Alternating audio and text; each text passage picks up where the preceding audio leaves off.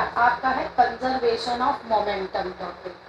आपने conservation of energy भी पढ़ा है, 9th में कंजर्वेशन ऑफ मास भी पढ़ा है। सबकी स्टेटमेंट क्या होती है? Conservation of energy, energy can neither be created nor destroyed.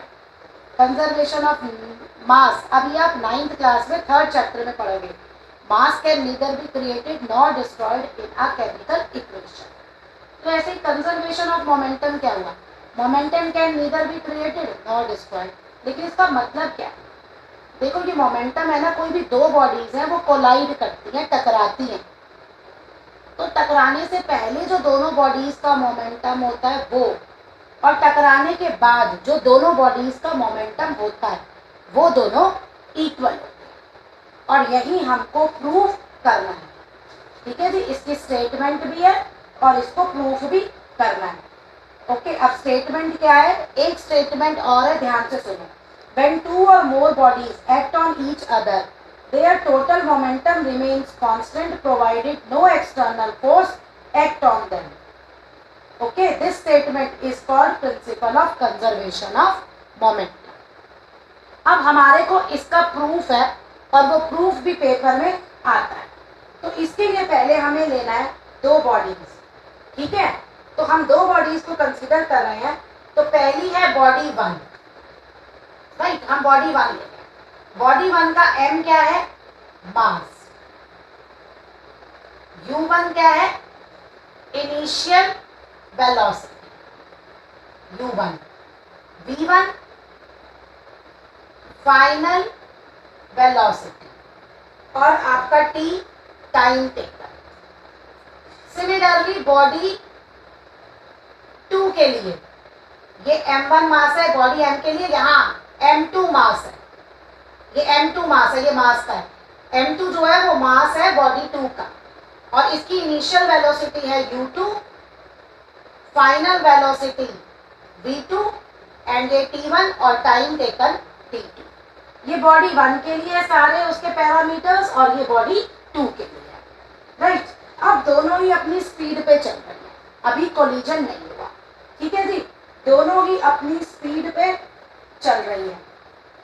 और अब आफ्टर कोलिजन दोनों का ये स्पीड हो गई। ठीक है, दोनों पहले u1 और u2 स्पीड से चल रही थी बिफोर कोलिजन। आफ्टर कोलिजन उनकी स्पीड हो गई v1 v2। देखो जब दोनों आपस में टकराएंगी तो एक दूसरे पे फोर्स लगाएंगी, तो हम वही फोर्स कैलकुलेट करेंगे। इफ F1 एंड F2 ये आपके फोर्सेस हैं। If F1 and F2 are forces exerted by body 1 and body 2 on each other respectively. Okay, दोनों एक दूसरे पे लगा रहे हैं। exerted on body 1 and body 2 on the other, on the other means F1 जो फोर्स है वो बॉडी 1 बॉडी 2 पे लगा रही है, और F2 जो फोर्स है वो बॉडी 2 बॉडी 1 पे लगा रही है। ठीक है, तो ये दो फोर्सेस लगा रही। अब हम पहले F1 कैलकुलेट करेंगे। देखो फोर्स का फॉर्मूला होता है mass into acceleration. Mass into acceleration, F1 का फोर्स हम निकाल रहे हैं। तो मास जो है वो है हमारा m1। एक्सीलरेशन a तो नहीं दिया, लेकिन हम जानते हैं हमारा acceleration v minus u upon t होता है। तो जब हम ये F1 का कैलकुलेट कर रहे हैं तो हम सारी वैल्यू बॉडी 1 की ही कैलकुलेट करेंगे। ये बॉडी 1 पे मास लगा। अब बॉडी 2 का, ये बॉडी 2 का हो गया, ये बॉडी 2 पे मास है, ये बॉडी 1 पे है, ये बॉडी 2 पे। ठीक है जी, ये आपके F1 मास निकाल लिया और हमने F2 मास निकाल लिया।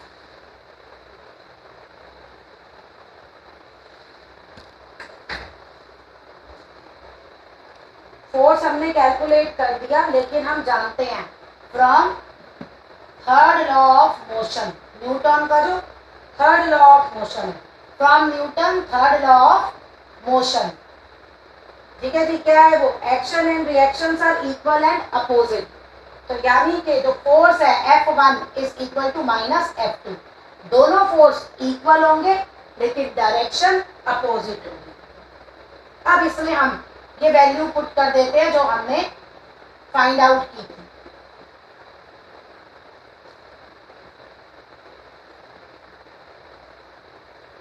ये आपका, अब यहां से आप लोग जो हैं देखो, अब ये T1 और T2 है, T1 एंड T2 दोनों का जब कोलाइड हुआ जो है वो टाइम तो सेम रहेगा। ठीक है ना, ये हम कंसीडर कर रहे हैं केस कोलिजन पे। तो दोनों की जो ड्यूरेशन है वो तो सेम ही रहेगी ना, इसलिए ये T सेम हो गया। तो अब हम लिखेंगे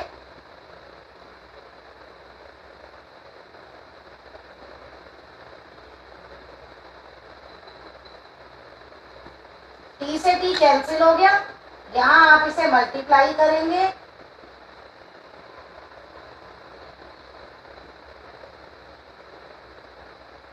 अब देखिए इसको आप इधर ले जाओ लेफ्ट हैंड साइड पे और V1 वाली टर्म को राइट हैंड साइड।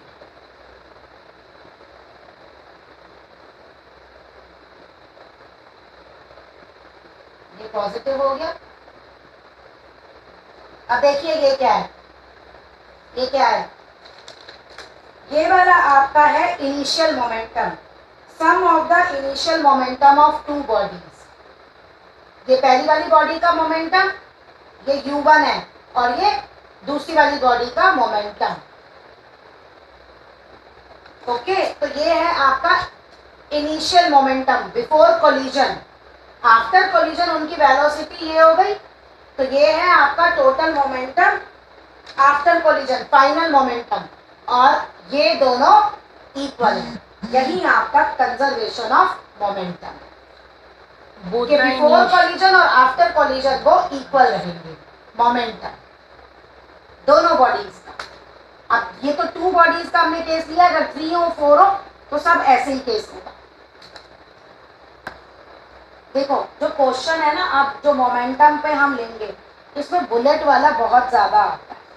आपने Newton third law of motion में भी किया है, जब हम फायर करते हैं तो बुलेट आगे जाती है, लेकिन बुलेट आगे एक फोर्स से जाती है बहुत ज्यादा। तो जब बुलेट पे सामने को फोर्स लग रहा है आगे को, तो ऑब्वियस सी बात है न्यूटन थर्ड लॉ के मोशन के अकॉर्डिंग अपोजिट डायरेक्शन में भी फोर्स लगेगा, और वही फोर्स गन को पीछे की तरफ भेजता है। और वही जो गन को पीछे की तरफ भेजता है, तो गन किस वेलोसिटी से पीछे की तरफ मूव करती है, उसको हम कहते हैं recoil velocity of the gun. तो इसी पे क्वेश्चन है आपके ये कंजर्वेशन। पहले देखो इस क्वेश्चन में हमें दो चीजें हैं, एक तो हमें गन है और एक हमें दिया हुआ है बुलेट।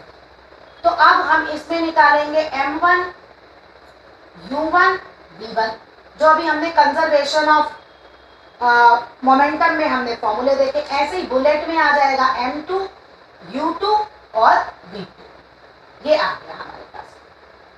अब हमें क्वेश्चन में था हमारे, a bullet of mass 10 kg is fired at a speed of 400 metre per second from a gun of mass 4 kg।